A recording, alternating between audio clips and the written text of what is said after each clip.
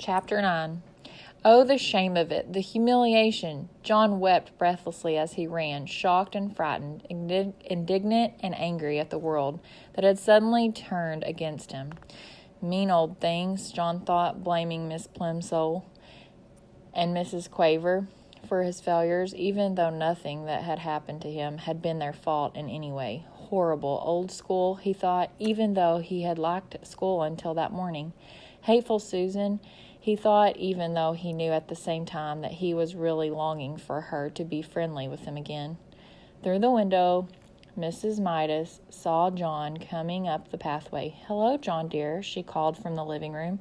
"You're home early today. How nice. As a reward, there'll be a piece of chocolate after supper." "I hate it," John shouted. He was crying too hard to say anything else for a moment.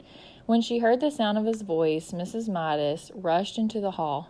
"Well, what's the matter, dear?" she asked, putting her arm around him. John twisted away from her grasp, ran past her, and started up the stairs toward the bedroom. "Susan doesn't want me at her birthday party," he said as he went. "I know she doesn't. Well, I don't want to go to her rotten old party anyway." "I don't think you really mean that," Mrs. Midas said. "Besides," she added, and John was halted by the softness of her voice, "Mrs. Buttercup just telephoned to say she was going to drive over herself at 4 o'clock to pick you up." "She did?" John said, blinking down at his mother from the top of the stairway. "Yes," she said. Mrs. Midas assured him, "So you'd better hurry and get yourself washed and brushed. Your party clothes are laid out on your bed." There were games on the Buttercup's lawn while it was still warm enough outside. Later, the party supper, including the birthday cake, was going to be served indoors, and there would be a magician and a short movie.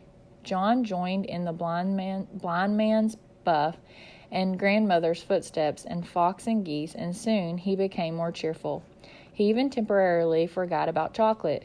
Susan looked very pretty. Her yellow curls had been brushed so hard that they looked silkier than ever. She was wearing a big blue ribbon the same color as her eyes. Her cheeks were flushed with excitement, a deeper pink than her new party dress.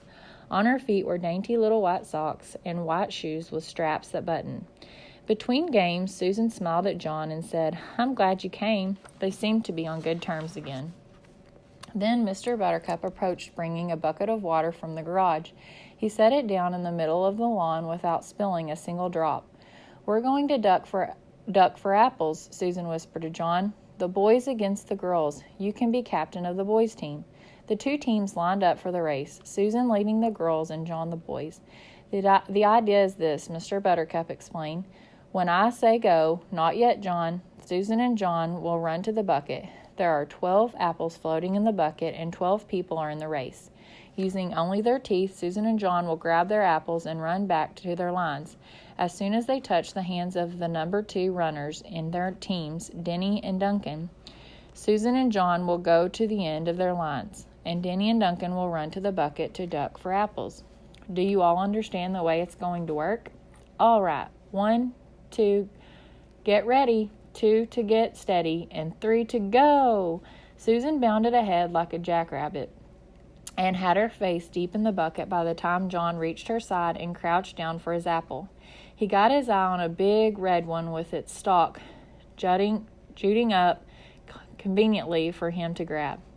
He lowered his face, opened his mouth, and lunged. Somehow his nose reached the apple before his teeth did and pushed it below the surface of the water. John's mouth followed the apple down. Then a terrible thing happened. The clear water in the bucket turned into dark brown, sweet liquid chocolate. Susan and John immediately pulled their heads up, but it was too late. Their faces were drenched with chocolate syrup.